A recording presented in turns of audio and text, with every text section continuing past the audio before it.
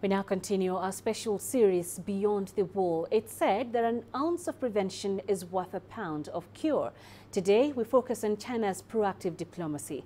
The Lancang-Mekong Cooperation Mechanism involves China and 5 Southeast Asian states.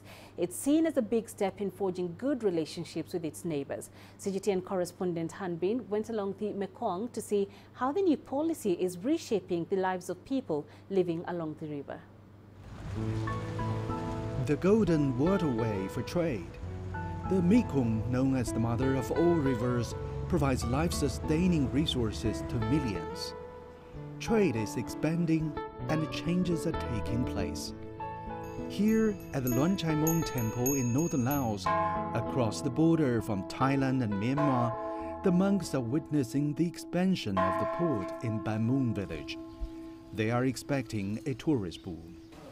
ก็มีบ้างอยู่ก็บางทีก็ไปเดินเล่นอยู่แถวนั้นก็ใกล้ๆกันก็ไปมาอยู่ก็มีบ่อยอยู่ตลอดปีเลยก็ว่าไปตลอดปีเลยครับ Ban Mueang used to be almost unknown to the outside world.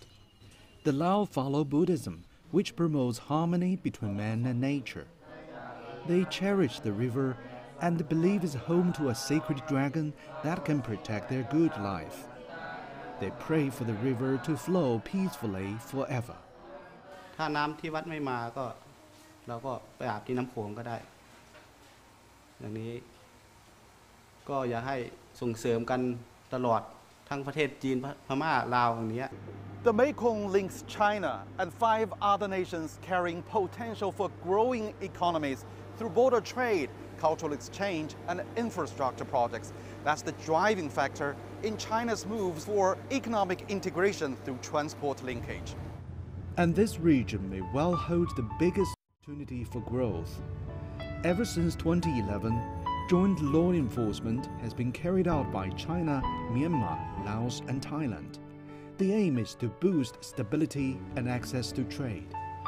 This monthly patrol, which crosses the borders of participating countries, is seen as a diplomatic effort in strengthening regional security and economy. Here at Guanlei Port, China's gateway to the Mekong, transport businesses are growing year by year. China mainly imports timber, rubber, and mineral ore from Southeast Asia and exports commodities and daily necessities. Li Guolin may know the river better than anyone else. He's been a ship's captain on the Mekong for 15 years. This cargo of timber is coming from Laos. His ship can carry some 200 tons of goods each time. He says business is closely linked with the safety on the route and China's relations with the neighboring countries.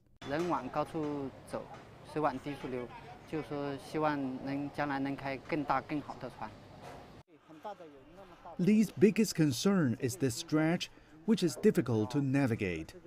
Reefs and rapids are everywhere. A controversial plan to widen the passage gained consensus.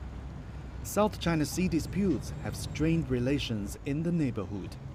The Mekong River is a testing ground for proactive diplomacy based on shared interests and mutual benefits. China says the aim is to strengthen not only security, but also access to trade. ร่วม4ประเทศนะคะฝ่ายไทยก็มาในฐานะผู้สังเกตการณ์นะคะก็ทำให้รู้สึกว่าเมื่อมีการลาดตระเวนเนี่ยมันก็น่าจะเกิดความมั่นใจในความปลอดภัยมากขึ้นนะคะ让这条江更安全成为一条真正的4国这个传递友谊的纽带 Traffic on the Mekong is likely to see a significant increase as the neighbors expand their trade agreements. For the monks at the Lancang-Mekong Temple, they know something is going to change.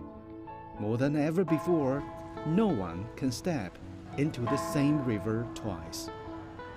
Han Bin, CGTN, Laos. Let's explore the topic even further with political analyst Itumeleng Makhetla. He joins us from our studios in Johannesburg. Itu, welcome to Africa Live and thank you for joining us. Let's start with exploring the term proactive diplomacy. What would you say are results for such an approach for any government?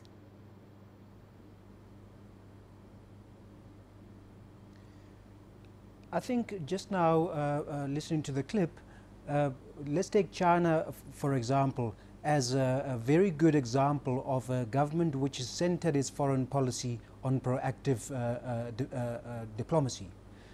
China has a long history of proactive diplomacy, and also the recent history out of that is coming out from the foreign policy of Deng Xiaoping.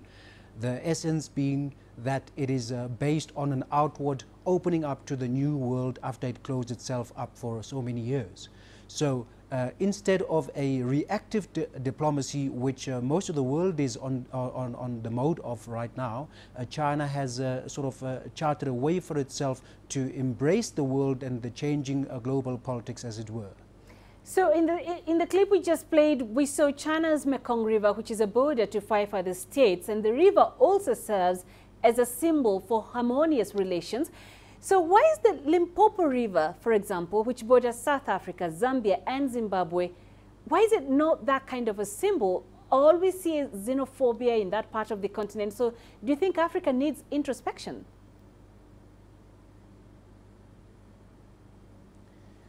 Indeed, once again, China does have one of the world's largest water resources. I mean, the Huangpu River, for instance, the Beijing Honghuang River, as well as the Mekong and the Yellow River as well, constitute one of the biggest water resources intercontinentally. We cannot really fairly compare these resources like the African continent, for instance. The Limpopo River is minute compared to even the Huangpu River. The Congo River at least has some decent water resources, but then the mitigating factor there is instability. So when there is instability, it is not very easy for trade and cooperation to occur. So China has had a very good run at about the past 40, 50 years or so of very, very relative peace that is palpable. So I would say that the resources are different, but there is still much scope to open up and to learn from the good examples that China has been able to sort of edge for itself within the region and also within the world with its opening up strategy, bringing in investments and as well as exchanges of cultures and traditions, and all that can be really gained from a much more open world. There's a saying that good fences make good neighbors. But how can a sovereign state, especially in Africa, protect its borders and still manage good ties with neighboring states?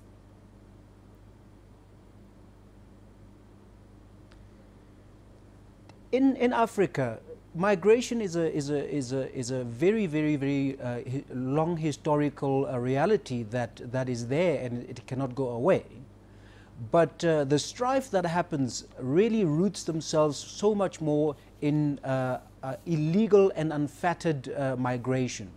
Also with the absence of the technologies or even the infrastructure that is needed to facilitate a good migration wherever people want to travel with or to go seek greener pasture or whatever the reason could be for them to leave their houses, their places of birth to seek new fortunes in other countries. It's about controlled migration, which accounts for whoever is coming to a new territory, what amenities they will need, really alleviating the stresses on the host infrastructure and so forth. So once again, you know, in Africa, it's a plethora of surrounding things that could make migration much more easier and much more beneficial. China has been very, very good in terms of protecting its borders, the elaborate visa application systems, for instance. America is also going in that way, where they want to control their borders and agree on who they let in and whatnot. Also the European Union and Britain are experiencing the very same thing. So migration, unfettered migration is really the sore point in this particular discourse. All right, Itu, thank you very much for joining us. Itu Meleng Makatla live for us there in Johannesburg.